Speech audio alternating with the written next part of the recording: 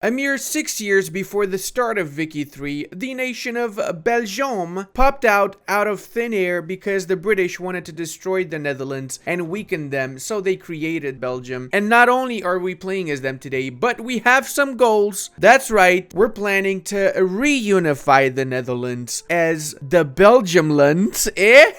See? It's an entire region of fictional country. It's funny when you really think about it, because Belgium's made up of two distinctly different ethnic groups. We have Flanders, which has predominantly Flemish people, and we have Wallonia, which has predominantly Wallonian people. The Flemish basically being South Dutch people, and the Wallonians being North French people, I guess you could say. So yeah, it's the embodiment of a border nation, let's say. Legislation-wise, we have some pretty decent legislations from the start. We got slavery banned, we got serfdom abolished, we even have religious schools, which is better than no schools, and we have the availability of passing quite a few legislations. So by adding these two parties in, we increase our legitimacy. Actually, we can even add the industrialists, and we go up to 100 legitimacy now. Plus, every single political party is a part of our government, with only the rural folk being in opposition, meaning that our authority doesn't really matter. The main debuff from authority being that it offers lowered relations with the opposition, but if the opposition doesn't really exist, then it doesn't matter how low our authority goes, does it? That's why we're gonna start it off with some consumption taxes. Let's go with services, liquor tax as well, and some wine tax too. Plus we got 100 extra authority, so we're gonna use that to encourage migration. Greener grass campaign in Flanders, our favorite state, really. We don't like the other one, but don't let the Wallonians know that. Despite being quite a small country, we have a ton of starting industries, plus we also have a lot of base resources going. We are missing lead mines that we could build though,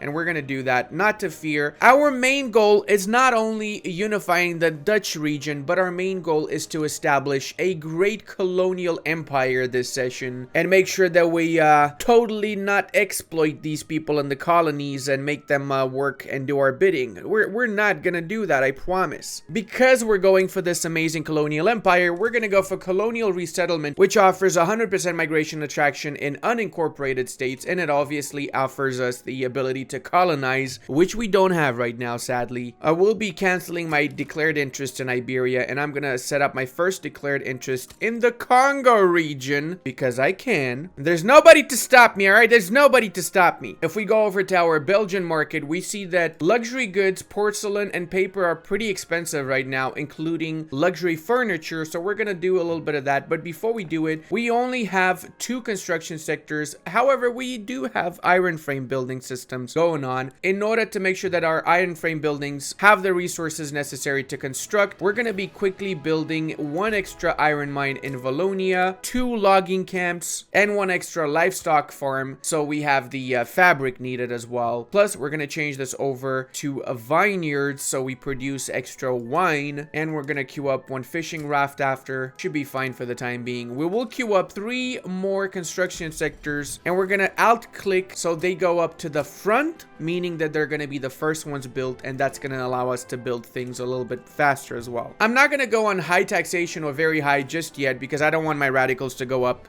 And once you do start asking for a lot of extra taxes, people tend not to react positively to taxes. I don't know why, don't ask me. They're just weirdos. Because England is also my bestest of friends, and the reason that we exist. We're gonna join their customs union. This will give us access to the English market, which is probably the best market at the start, since, you know, England's the world's greatest power. That means that we will probably not even have any shortages of any sorts for the starting period of this campaign anyway.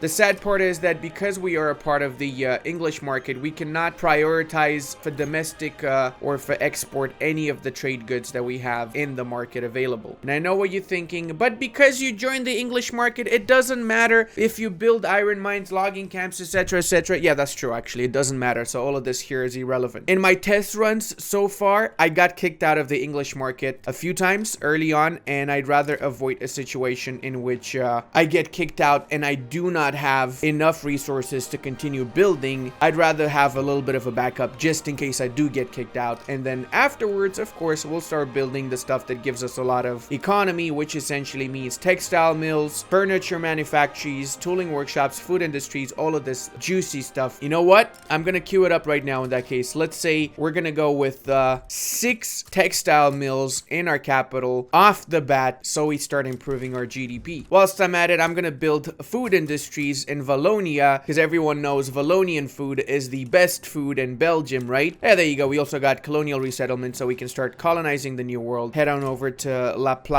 region, and let's see how many days it's gonna take us to do this. 500 days. It's actually faster doing South America. So let's go ahead and colonize South America first. Let's cancel the colony that we have in Congo. This way it should be a little bit faster. I guess we can focus on Africa after we invest a little bit more in our colonial affairs and we get a stronger country going beforehand. Next, let's also enact our dedicated police force. It's better than the local police force because it does not add any political strength to the landowners, and it also lowers the radicals from standard of living decrease, which will definitely happen as we go along in this campaign. Let's also queue up a few glassworks. Apparently right now glassworks is in super high demand in the English market, so let's say 5 for the time being, and let's move one of these glassworks all the way to the top here. Our newly founded colonies in South America do not have any market access. We have to build a port in each of these provinces to get that market access. So let's go one port here, another one here, and the last one in Araucania. Somebody also asked me in the comment section, why don't you use the list view for the buildings? It's a lot easier. I agree, it is easier to go through it, but I kind of really enjoy watching the actual images for the buildings. That's just my own preference. If you want to be super, I don't know, spreadsheety, you can of course go for the grid system, which I guess it's easier for people to actually understand. Curious what you guys really think about it. Like, you want me to keep the grid system? You want me to keep the house images and so on? Let me know in the comments. Whatever is easier for you guys to understand in my videos, I guess I can go for that. Our economy's been growing to the point where we can actually sustain more construction sectors. So let's out-click 3 more for the time being. We'll add more as we go along. We don't want to have too many built at the same time and then we start losing so much money that we're gonna have to pause construction to catch up with our debt. I'm only saying this because I've done that a few times in some of my playthroughs. It's not pretty, trust me. You know, the cool part about having a smaller country is that it's so easy to actually control, and I'm really enjoying it. Like, only 2 provinces, not including the Argentinian colonies, makes it so I understand exactly the process of raw resource all the way to final good when it comes to my economy, as well as it's easy to check what my population needs and how it's best to deliver those needs to them. The negative side is that we don't really have much population, so we got 407 peasants right now, 407,000 that is, but eventually we're gonna be seriously running out of population for our multiple factories that we'll have in this land. So because of that, we have to pass legislation that encourages migration over. So that means multiculturalism, separation of church and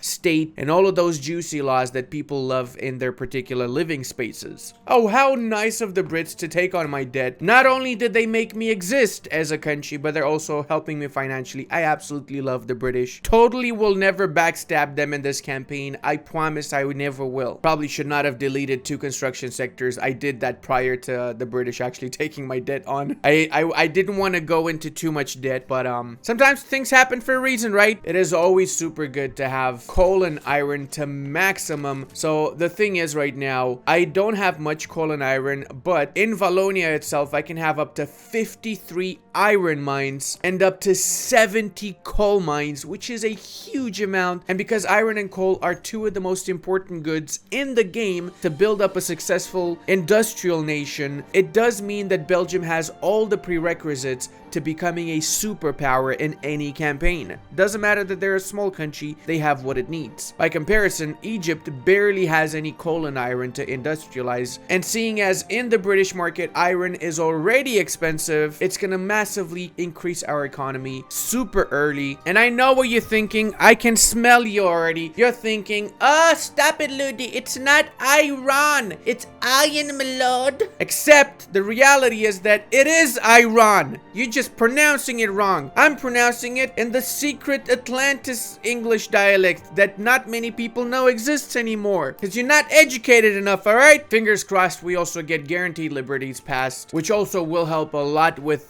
getting rid of the radicals and increase the amount of loyalists that we get as well. Argentina wants an alliance with me. No thank you, Argentina. Why would I ever even ally you, for Christ's sake. If anything, I might attack you eventually. Considering that the British would help us out in a war against the Dutch, let's start that war right now. And if possible, I also want to take most of the lands that the Dutch have. Oh, snaps, even Luxembourg. I don't think I have enough maneuvers to add Luxembourg though, so I'm just gonna go for Gelre, and I'm also gonna go for Friesland. Let's also activate conscript. We don't have much professional units, but we do have a ton of conscripts, so we're gonna have to use these conscripts in the war against the Dutch and the Luxembourgians. And I was able to call in the French because the Russians are helping out the Netherlands, and the French don't really like the Russians very much, at least not in my game. Looks like this is actually gonna trigger. Oh my lord, we're gonna get the Netherlands already. Hails to the yeah boys. I'll let the French do all of the work here. There you go. French absolutely killing off the Dutch troops. Holy snaps, what kind of units they have? I guess they have line infantry, I'm assuming. Let's see, another battle that my beloved Frenchios are winning. They got skirmish. Oh snaps, they're gonna ruin them, aren't they? I haven't even actually assigned my units to the front line.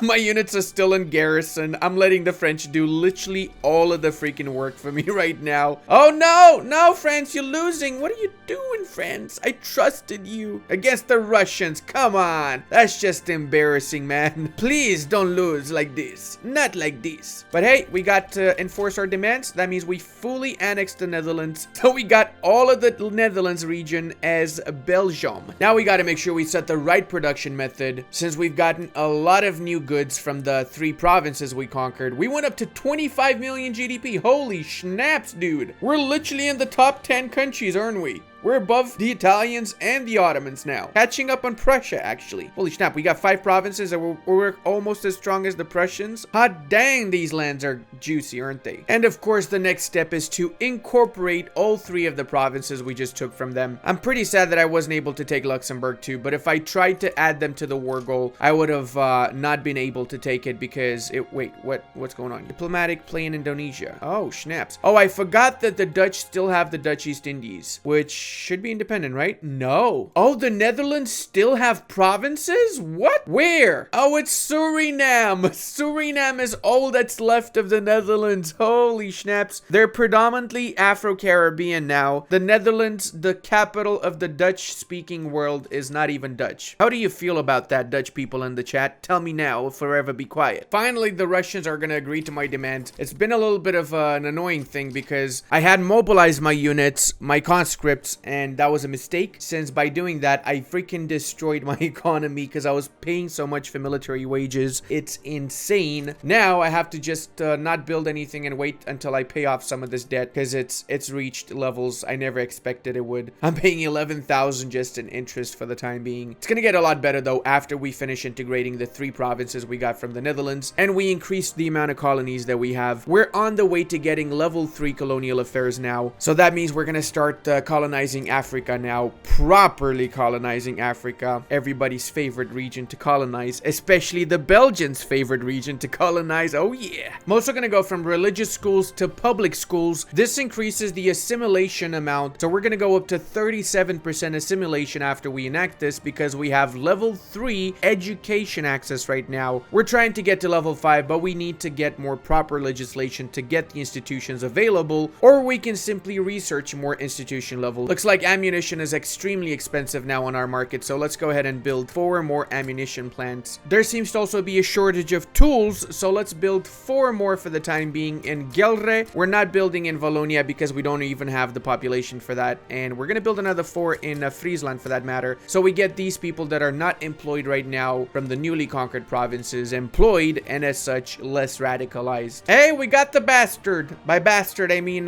Jack the Ripper over here. We found him in a little brothel called Joe. If you want to know more about this brothel, you gotta ask me. I cannot explain what exactly this brothel is about, but you know, if I see you in the comments asking who's this Joe, I'll let you know. Sacre bleu, we can build coal mines in Gelre too. Well, that's double the amount of coal that we'll be getting just from our home region now. Seriously, is this event actually bugged? This is the 4th time I got this, which means if we go to our government now, parties are getting a lot of loyalty. Look at this. Other factors plus 2 from the same event 4 times for the petite bourgeoisie, for the industrialists, and the rural folk, all of these guys here. If it's not bugged, this is super overpowered, but I'm fairly certain that this is not supposed to trigger every couple of months, is it? Hold up a second. What the actual hell? When did Germany... This was not here a second ago. What the schnaps just happened? How did freaking Prussia form Germany so fast? There was no war with the Austrians. The Austrians just backed down. What the schnaps, man? Now I'm worried because I have a massive Germany next to me, dude. What the schnippity bitty bitty bitty boo? This is not cool. I want to protest. And why do they have Tyrol again? I feel like they always have Tyrol in every single playthrough. Glad to see that the Dutch East Indies are now independent. I expected this to happen considering that, you know, the Netherlands is basically one schnippeldorp of a province now. At least I was able to get a defensive pact with the Brits. So if the Germans decide to attack me, it's not going to be an easy come, easy go sort of situation. They're going to have to really fight for my lands. I am essentially allying with everybody I can right now out of pretty much desperation, really. Oh, hold on a second. We just surpassed the United States when it comes to GDP. 500,000 more than they have. And it's growing whilst theirs is going down, apparently. Next target is going to be going above the Germans. So we got to get up to 90 million GDP sooner than they do. Basically, that means just continue building a huge amount of glassworks, tooling workshops, furniture, all that good schnaps that gives up a lot of money in the process and improves our GDP. I think population might be an issue though. I don't think I'm gonna have too much population left because I am building at a super high rate for the size that I have. So maybe I should double down on the colonies. How is this going here? 300,000 and 135,000 in these colonies. 160,000 out of Oceania. Wow, that's pretty good. 150,000 in the Australian lands. Again, not too bad. The one that we're struggling with is the African colonies because it's taking a huge amount of time for this to actually spread because of the severe malaria that we have in these lands. So my actual hope is that I start attacking nations here. Let's go ahead and recruit a general as well whilst we're at it. Oh, Brazil alliance. Hails to the yes. We also researched steel frame building, so we're switching to that. It's gonna tank our economy a slight bit, but it's gonna let us build stuff a lot faster, and it's gonna increase the value of glassworks and of steel, so we can continue focusing on building glassworks and steel to snowball our economy in the process. So it has two effects. Not only does it help us build more stuff, it also makes more jobs and as consequence more money for our country. We also just got dynamite, so we're gonna be switching over all of our production to dynamite, meaning we're using less population to work in our mines, freeing up laborers, which in turn means we can build more mines for them to work in. Let's just say they're getting a promotion, okay? They're not carrying the wheels anymore. They're actually manufacturing the iron. Manufacture? How do you manufacture iron? Don't you just... Never mind. Another thing that frees up laborers is switching to rail transport. So we're doing that now. We also have a lot of tickets available since we've been building railroads in our country, but it does mean that we have to build again railroads because our market access is likely going to go down eventually. Still 100 everywhere, but I'm keeping an eye out. Whenever it goes down, I need to build up more railroads. Check it out. Remember we had 2 million radicals? Well, because we've been giving people jobs, because we didn't conquer any new lands, and we've been improving our legislation, we went from 2 million radicals to 600,000 and decreasing, and 500,000 loyalists.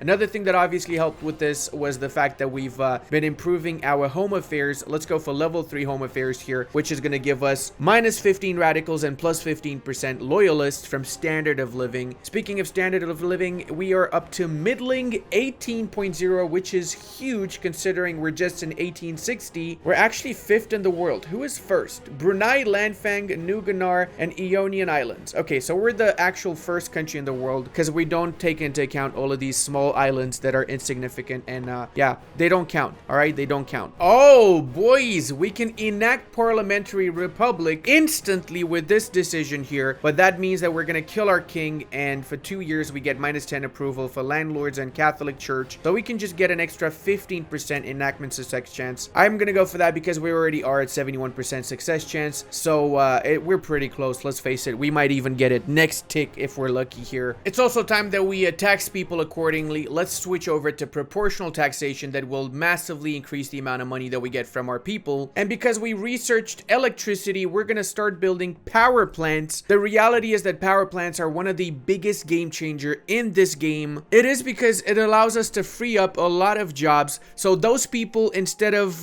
working on guarding fences and schnaps, can be used for building more goods. Hold up a second. What? Confederate? What? Oh boy, do we have the Confederate States? Yes, we do. Holy mother. Oh, whoa, I almost fell down. Yeah, that was just, oh my god, I almost had a heart attack as well. Hot damn, Confederate States, what are you doing to me, my boy? Are they at war with the Union? Yes, they are. Oh my god, as the Civil War annexed the Confederate States whilst they only won war separations. Wow. Holy schnaps. They got 164,000 battalions with 100 mobilized, and these have only 130? Oh my god, are we gonna see the Confederate States win the war and enforce?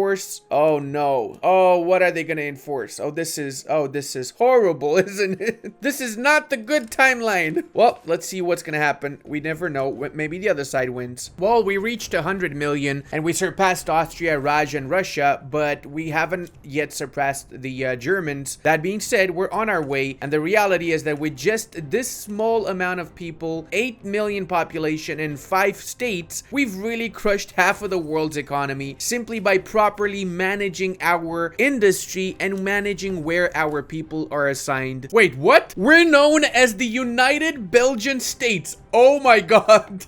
We're not Belgium anymore, guys. We're the United Belgian States, okay? And everybody wants to live in the United Belgian States. That's why we're getting huge influxes of migrants right now. And we're so close to defeating the Germans. Come on, we can do it. I'm actually building 10 more construction sectors to help out with getting all of this GDP acquired faster. I have to actually improve the amount of buildings that I'm building. I'm starting to get a lot of unemployed people because people are migrating to the country and they don't have jobs once they get here because, well, I haven't been building buildings fast enough. That's the reality. Actually, you know what? I need it even faster than this. Let's say another 10 more in Flanders. Oh no! The natives have attacked one of my shepherds. I have to conquer them now. It's totally in self-defense, guys. I promise I did not just casually attack them. If I can take their lands, that's totally not what us United Belgians would ever do. Not only did we surpass the Germans now, but we actually also surpassed the Brits. We're at 156. They're at 149. So quite a little bit below us, aren't they? We're not ending the customs union just yet, though.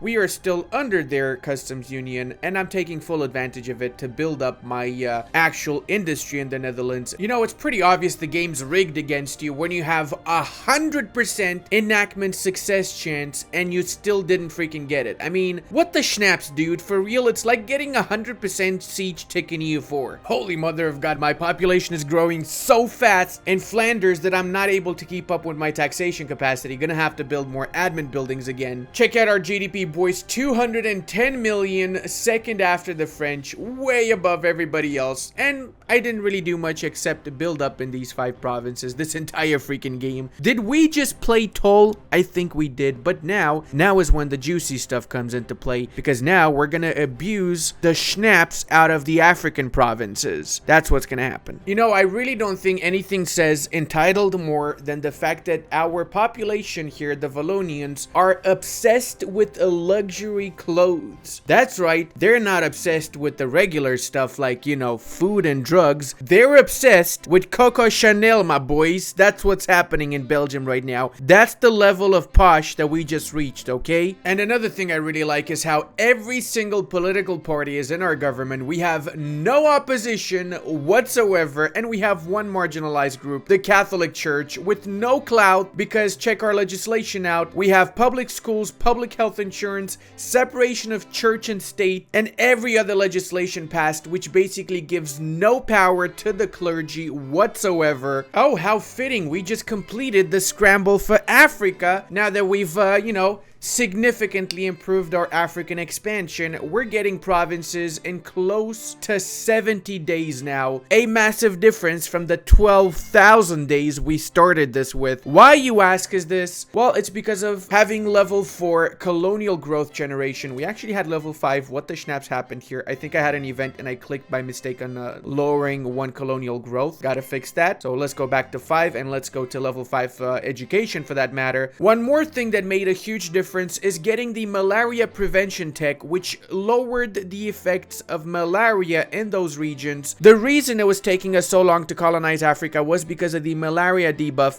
and this pretty much almost removes it. Oh my god, look how quickly we're continuously expanding in the Congo, dude. I feel like by 82, we're gonna have the entirety of this region conquered already. Actually, maybe even faster, because it's 55 days per province now, and once we get colonial growth level 5, it should be around 30 days, give or take, to get one province. And it's about time we get professional army. We had literally all the great legislations here, with the exception of professional army, because we didn't really focus on expanding, so we didn't need a professional army end of the day. I'm also gonna go for women's suffrage, which is gonna give me 15% workforce ratio. It's gonna lower my birth rate, but the reality is that most of my population is coming from immigration and not from giving birth to new people, so it doesn't matter that my birth rate is decreased a little bit. And yes, in case you're wondering, we do have the world's greatest standard of living, #1 worldwide, and we also have the greatest GDP in the world, followed afterwards by the French and the Germans. Oh, Great Qing just had a flag change. Okay, that's interesting. Whilst the English are busy with the Russians in that small war, maybe it's time for me to also grab Sind. I don't think they're gonna get involved. Oh, what? It's not that they're not gonna get involved. They're gonna help me. What? Oh, you know what? I can even take some lands for myself from the Portuguese, which are supporting the Sind. So it did take a lot longer for us to colonize all of Congo than I expected. It took about 7 extra years, and we did have to fight a couple of times the natives, which really helped actually in colonizing it faster. But my point here is that with the Congo under our grasp, we have a huge population, and we got 604 million GDP, all that with just the Congo region and with the actual Netherlands region here, or Belgium region, I should better yet say. This pretty much shows that it's not about the size of your country, but about the motion of the ocean. No, that's wrong. It's not about the size of the country, but how you freaking play it. I think this is a pretty good way of saying that you play tall, since we didn't really expand much, and we just got the population we needed from migration by having great legislation, amazing quality of life. I mean, we're getting so many loyalists and very few radicals by comparison. Most of those radicals are essentially from conquests, which happened when we killed the natives. Let's face it, it is what it is. And also from unemployment and so on, because switching over to better production methods also means that we fire some people, which get rehired eventually once we build these various factories that we're building now in our lands. To put it all into perspective, in just our capital of Flanders, we're getting 150 million GDP from one province, man. That is ridiculous. And because I know some of you are gonna be like, oh, your thumbnail has 2 million pounds, but you only get 800,000, Ludi. You're clickbait. No, I'm not. Look, if I put it on very high taxation, it is 1.84 million, and then if I lower these two, it is 1.98 million, okay? It's not clickbait. Simply because I don't show everything that I do in my run doesn't mean that I'm clickbaiting it. That being said, even if I do clickbait, you clicked, you watched, not my problem. Now, if you want to see this from the Netherlands perspective, let's get 5,000 likes on this video in the first week after we launch it. And until the next time, check out this amazing Japan run. And I want to give a massive thank you to all of my patrons, channel members, and Twitch subscribers. I would not be able to do this without all your support.